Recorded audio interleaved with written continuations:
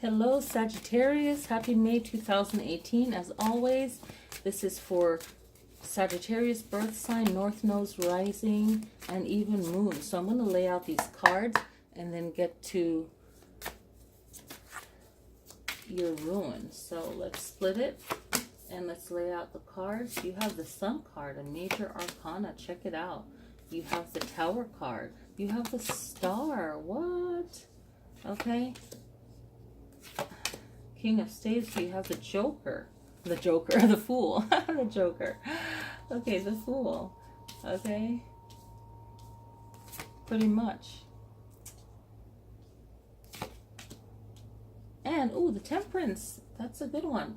Okay, so you have Isa as the ruin.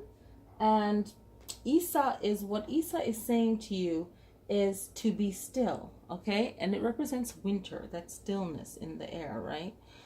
Spiritual life upon you, right? So really taking the time to make sense of things spiritually, right? Being patient, right? Pausing, stopping, and not really changing anything right away. You know, even though you feel like, you know, something needs to be done, really look within. And this is a time to be still and not to make any big changes, but to allow any changes to happen within. They're not seen. They're not big changes. Okay, that will be seen by the eye. Okay, so you have the Sun card, which means something new is coming into your life, which is good. So if you're remaining still as the rune as advised, then things is going to flow in its own time. Any kind of stress and anxiety the Nine of Swords is talking about is from something that needs to end, the Tower card. So by being still is also saying, hey, this is something that you want to put on hold. You don't want to really make any decisions with that. The Star card is talking about your own destiny, like your own intuition, like what it's a really, I like to look at it as like a soul card, right? Inspiration, right? And finding out who you are inside. That could be your life purpose. Like once you know who you are, you know where you're going. That's, and you're in the physical world, you're by your purpose, right? The Six of Cups card, it's all about, it could be about reminiscing, okay, reflecting on your past, like your childhood, or just knowing that there needs to be a change, and you're like, I need to do something. But again, the Esau is saying be still for that change to happen. The King of Staves is making things possible out of nowhere. It's using its wisdom and its strength. And sometimes you can be like still like a tree and still have that wisdom. You don't have to prove it. It just is. The Fool card is saying, okay, that time to start over again is going to happen. It's going to come through, that time that you need to start over. And excuse me, the Eight of Rods comes in and says, okay, so I know that you have high expectations, you know, or desires for something to go a certain way. You have goals, right? You want to succeed, and things are going to start moving very quickly to reach those goals. Okay, it's coming. This is the time now to move, and you'll know when it's time to move forward. But I feel like it's a more of a spiritual moving forward. Then you have the Ace of Staves, and the Ace of Staves is like the start, the leader of it all, and the leading energy is you finding your true strength out of nowhere to allow this to start taking action, creation. So this is a process where you move forward, but you'll know when it's time to move forward because you've worked out whatever that past issue is, and now you have the strength to move forward. And when you're moving forward with the King of Rods, I want to go back to that. You need to be honest, like a noble energy, okay? And have like a deep spiritual awareness where you just know, our instinct knows if it's good or bad.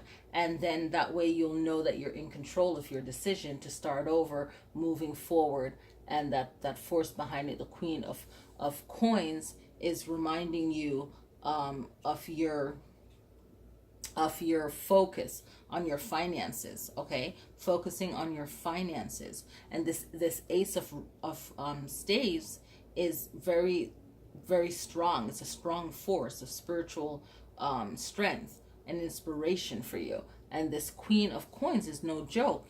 Think of it as all elements in one. I've always said that to you guys.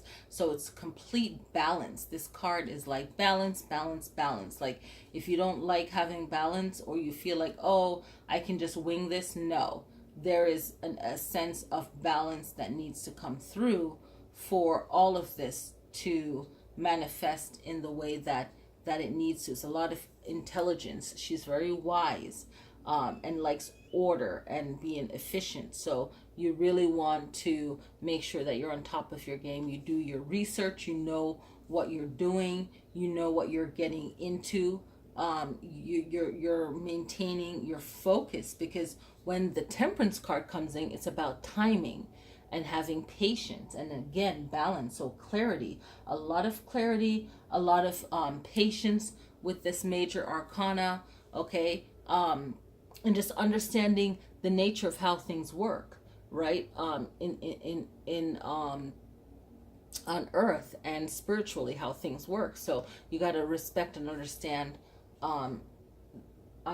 this. And when you're dealing with a relationship, it's more of making a decision, where one partner, where it's like, okay, I don't want to miss what I want to do. The Star card is like, okay, what do you want to do, versus like, balancing out each other's desires or needs. Okay, so really working on that. All right, so Sagittarius, let's see what Money and Law of Attraction card. I just felt like using this one for the reading. Okay, so it's number 29 in this deck, and I'll turn it around so you can pause and read the writing on the back. I do not need to have money to attract money. I do not need to have money to attract money. So it's really being creative. That's that Star card energy, and just realizing that, yeah, there's a saying that says it takes money to make money, but then you have to also have a shift in your mind to attract it and to make that possible. So that is the 29th card. Okay, I do not need to have money to attract money. So let's see what you can learn from the spirit animal. Okay, so we have Fox, adaptability. Adapt to the changes that are happening. So I feel like this is more focusing on a relationship aspect, where it's time to adjust to this particular situation, whether it's a new relationship or a marriage, to make sure that everyone can kind of respect what needs to happen, how both people feel, and if it's a battle that's worth making a big deal about. So it takes a lot of maturity. Okay, so Sagittarius, I hope you enjoy your reading. Look out for the new moon and the full moon video. Everyone can benefit from that. Thank you for supporting the channel, and you don't have to watch these videos. If you're here watching the videos, that's your free will, and I thank you for being here. Thank you so much, and enjoy May.